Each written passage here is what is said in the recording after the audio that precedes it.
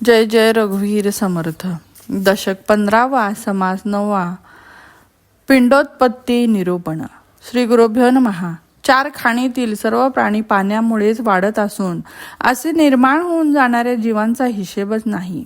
जीवाचा देह 25 तत्वांचा बनला असून तो अंतरात्म्याबरोबर आहे हे खरे आहे, पण त्यांचे मूळ शोधले तर ते पाणीच आहे असे दिसून येते.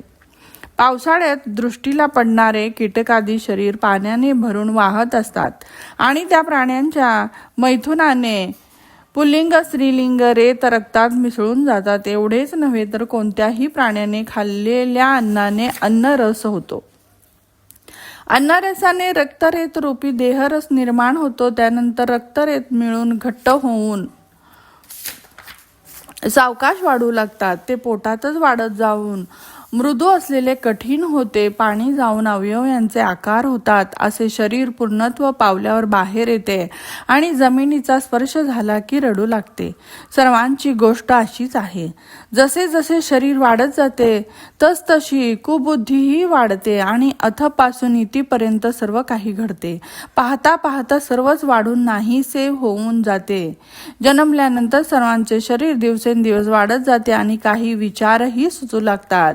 येथे फळातील बीजाने हा प्रकार झाला हे ऐकून पाहून सर्व गोष्टी कळू लागतात. बीज आणि पाण्याच्या योगे अंकुर फुटतात. पाणी नसेल तर बी वाया जाते. माती बरोबर पाणी असेल तरच कार्य होते. पाणी माती असलेल्या ठिकाणी बी पडले तर ते भिजून सहजच अंकुरते. ते जसजसे वाढत जाते तसतसे त्याचे सौंदर्य इतके वाढते की त्याला सीमा नाही. इकडे मुळं खाली वाढत जातात तर तिकडे अंकुर वर पसरत जातात. अशा तऱ्हेने बीजापासून मुळे अंकुर असे दोन प्रकार होतात. मुळं पाताळाकडे जातात, फांद्या आकाशाकडे जातात आणि झाडे पानं फुलं फळांनी डवरतात. निरीक्षण केले तर फळांचे वडील फुलं, फुलांचे वडील पाने, पानांचे वडील कोण ते शोधले तर ते बुंधा, फांद्या आणि ओले लाकूड होय. आता ओल्या लाकडाचे वडील छोटे अंकुर आणि अंकुराचे वडील पाणी, पाणी आटून घट्ट होऊन जगाचा चमत्कार झाला आहे अशी प्रत्यक्ष स्थिती आहे. सर्वांचे वडील जग आणि जगाचे वडील आपो नारायण. त्या पाण्याचे वडील अग्निदेव, अग्नीचे वडील वायुदेव आणि वायुदेवाचे वडील अंतरात्मा आहे. असे सर्वांनाही अंतरात्माचं मूळ वडील आहे. ही गोष्ट जो जाणत नाही तो दुरात्मा ते हेच खरे.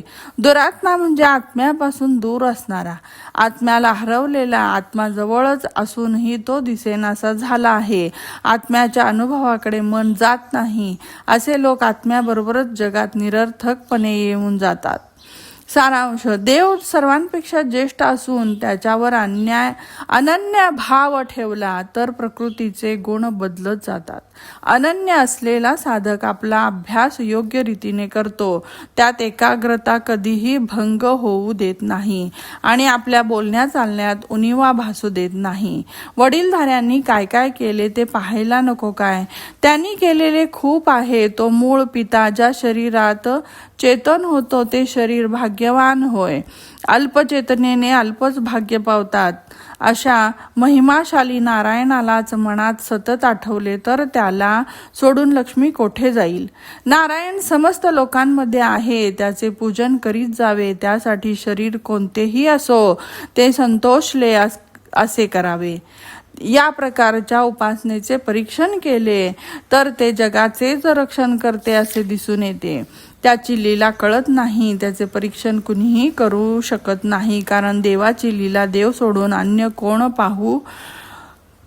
पाहू शकतात? तसे असेल तर ती लीला पाहणारे आपण ही देवच आहोत असे झाले तरी अशी उपासना सर्व ठाई चालली आहे. याचे कारण म्हणजे अंतरात्मा कोठे नाही. प्रत्येक ठिकाणी रामाने वास केला आहे.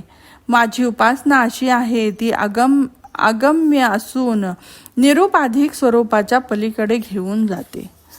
देवामुळे कर्म चालतात, देवामुळे उपासक होतात आणि देवामुळेच कितीतरी ज्ञानी पुरुष होऊन गेले आहेत, आजही आहेत. वेगवेगळी शास्त्र आणि मतं तीही देवांनीच सांगितली आहेत. कृत्यानुसार त्यातील काही नियमबद्ध तर काही नियमाविरुद्ध आहेत. देवाला तर सर्व प्रकार करावे लागतात, पण त्यातील जे योग्य आहे त्याचेच ग्रहण करावे.